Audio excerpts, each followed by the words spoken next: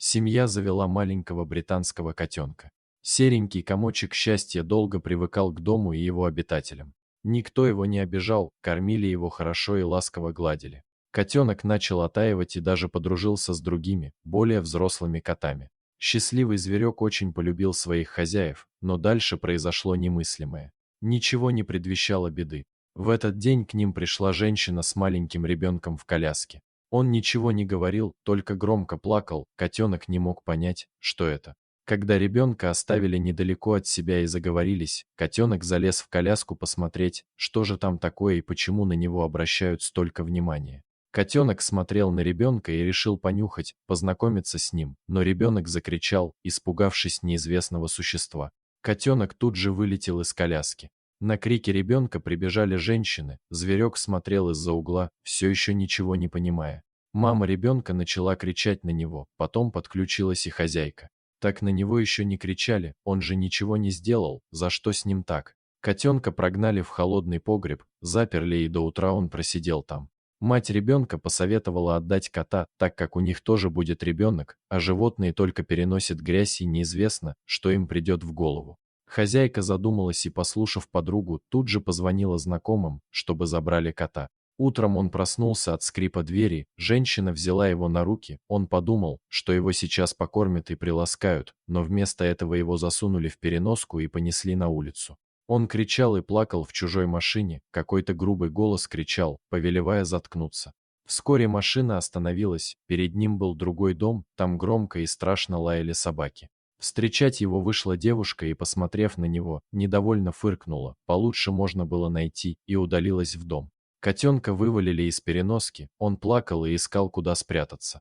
Мужчина, который его привез, взял животное за шкирку, брезгливо посмотрел на мордочку и все-таки занес в дом. Котенок опасливо прятался по дому, что не понравилось новым хозяевам, им хотелось посмотреть, как он играет, иначе зачем он им.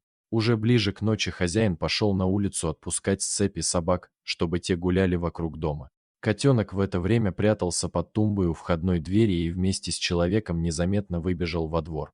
Не придав значения отсутствию зверька, хозяин спустил собак и зашел в дом. Котенок прыгал под дверью и кидался на ручку, но никто не выходил. Он был слишком мал, и его попросту не слышали, но собаки точно унюхали его запах. Заметив огромную собаку, стоящую совсем рядом, малыш замер.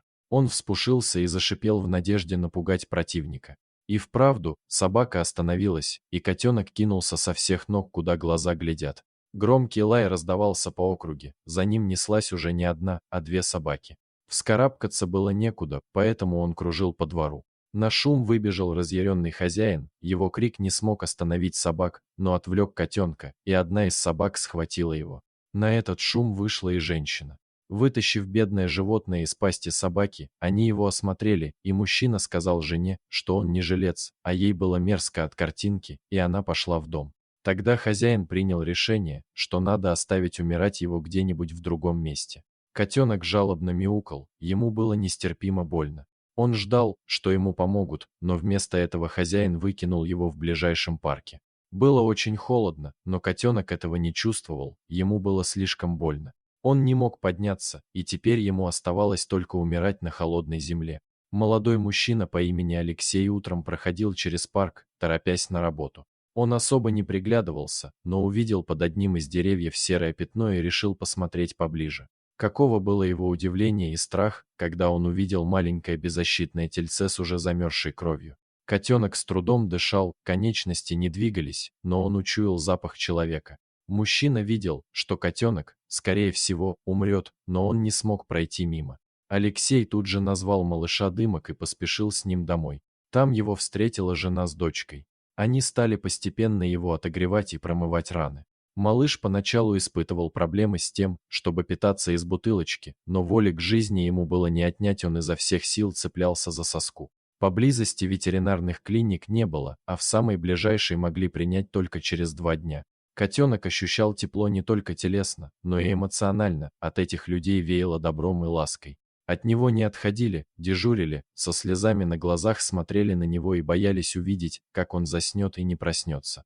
В таких трепетных переживаниях прошло 2 дня, его повезли в больницу. Все очень боялись, как он перенесет поездку, но Дымок даже не пищал, лишь тихо скулил. Наконец они приехали. Врачу кратко рассказали историю и показали котенка. Сердце доктора жалось, он каждый день видит больных животных, но эта история и вид животного не могли не отозваться болью в его сердце. Он понес его на диагностику, аккуратно осматривая раны. Врач удивлялся все больше тому, что этот малыш все еще жив и может бороться со смертью. Он обнаружил у котенка простуду, был задет нерв, рваные раны, но органы не повреждены, в основном мышцы и связки. Его нужно было собирать заново, это дорогостоящее и негарантированное лечение. Хозяева это понимали и решили приложить все усилия для спасения их дымочка. Котенка перевезли в более высококлассную клинику, где ему провели несколько операций, восстановили мышцы и зашили раны. Теперь оставалось долечивать и наблюдать. Первое время казалось, что все напрасно, лишь котенок начал ощущать возвращающуюся в нем жизнь. Вскоре он смог всех порадовать, начал охотнее кушать, глазки заблестели и раны заметно затягивались. Дымок был счастлив и теперь боялся только одного, не бросит ли его, останется ли он со своими спасителями. Алексей со своей семьей решил, что они никогда не расстанутся. Сейчас Дымок счастливо живет у своих новых хозяев, которых любит всем сердцем. Дорогие зрители, если вам понравилось это видео, то ставьте лайк и подписывайтесь на наш канал. До свидания.